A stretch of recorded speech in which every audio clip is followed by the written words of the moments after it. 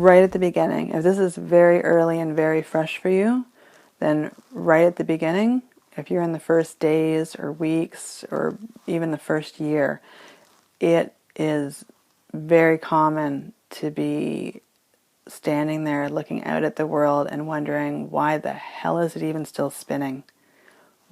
Why are there people out in the streets? There's traffic moving. Oh my God, the shopping malls are open. What the hell is going on? My child died. Didn't you know? Didn't you know? It is a bizarre and disorienting feeling to some to walk out into the world after discovering that your child has died, is no longer here, and to see everything still happen. Your world has shifted incredibly. It is like a giant earthquake has just riveted the plates, and everything you thought is no longer, and all the plans that you had have evaporated, and it just stops. It absolutely just stops. And you vacuum in on yourself. It's similar, for any of you that might be watching this video who haven't personally experienced child loss, it's almost like that vacuum that you have and that haze you live in when you have a really bad head cold, but way, way worse. But that, when you feel like you're floating, like your feet aren't really touching the ground, there's that. There's and completely disoriented. You suddenly feel like your surroundings might look the same, right? Same couch, same plant, same four walls, but it's like you don't speak the language. It's like you got Star Trek transported to some weird mirrored version of your life, but the characters are different. Nobody's acting the same. The qualities all change. Somebody's missing, or maybe more than one person is missing. Some people acknowledge it, some people won't. Is it real? What's happening? And then why? And language changes. It's almost like you don't understand what's happening. You don't understand the words. You can hear people speak, but you can't make out what they're saying. And it's like Twilight Zone, but it's actually happening. And what a place to be. What a place to be.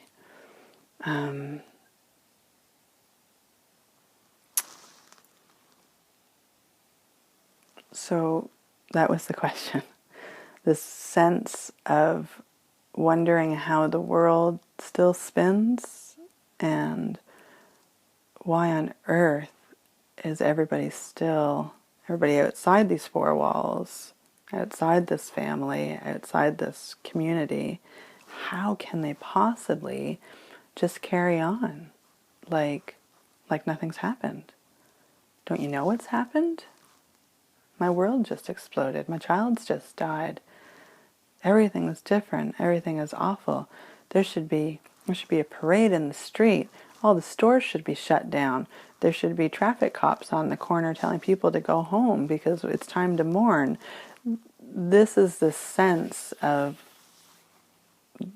complete disorientation with what's happening out in the rest of the world.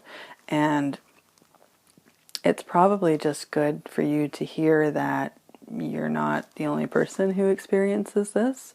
So it's lots of people that I speak with have this sense of this numbness, this foreign space, not physically recognizing, but not feeling like they recognize the world that they now live in. And then on top of that, not understanding why the world continues to continue when yours has just come to a screeching halt.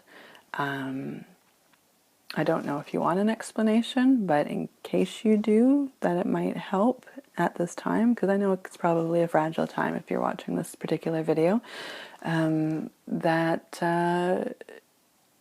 it's the same. I put it in this perspective, like first person perspective. There is stuff going on all over the world, and sure, we see it in the news, but how deeply does it affect your personal world? Right? It doesn't so much. So it's the same, and we want to be able to take that consideration and also apply it to people that we know, where your life has just gone kaplow, but theirs hasn't. They know your story. Maybe these are friends, maybe these are some family members or co-workers, and yeah, it's the worst thing ever. And they're sad for you, and they'll be upset for you. But you can't expect people to feel what you're feeling, because they don't. They just, and they simply cannot, because it's not their situation. They didn't have the emotional connectivity that you have, and continue to have with your child. So the best they can do is try to understand, but they won't ever really understand. So while you're in the floaty place, know that, yeah, life's going to continue to go on, and it doesn't stop for everybody as much as you might want it to. That's just not the situation, and that's not the truth of it. And this is a hard situation to be in, but it's part of the process. What is also good to know is that this is not a very long portion. This is a few weeks, a couple months, definitely the first week or so. The disorientation, the severity of it, that clouded, congested head feeling, floating through life version of it, it doesn't last too long. Few days, couple weeks, generally speaking. Disorientation might continue in the sense that your world's not what it was before this happened. So there'll be a period of time, and it will extend, that you will need to be figuring out what life looks like now.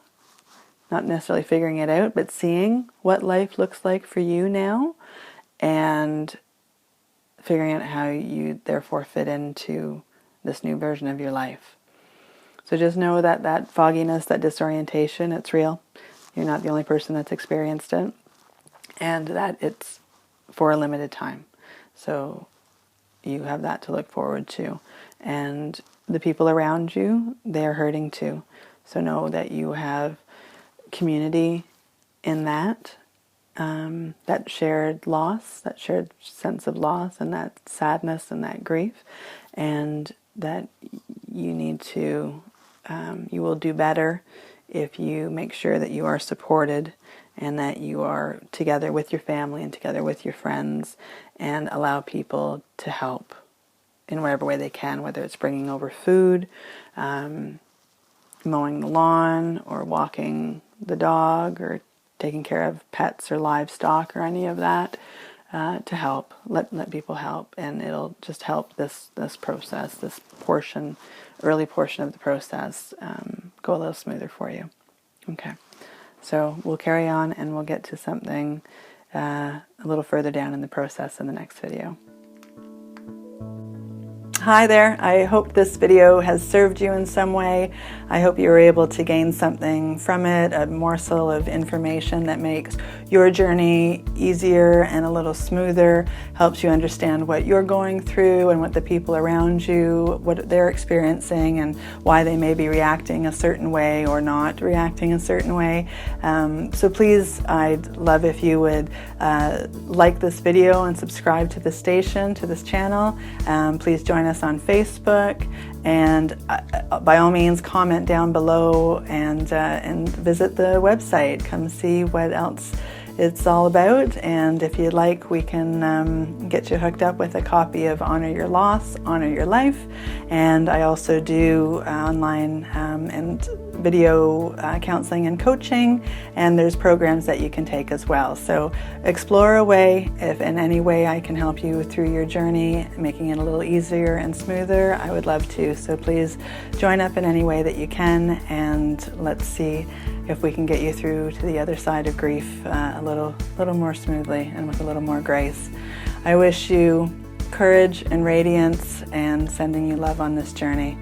I'm Catherine Howard from MuskokaGriefSpecialist.com, author of Honor Your Loss, Honor Your Life, and I'll see you in the next video.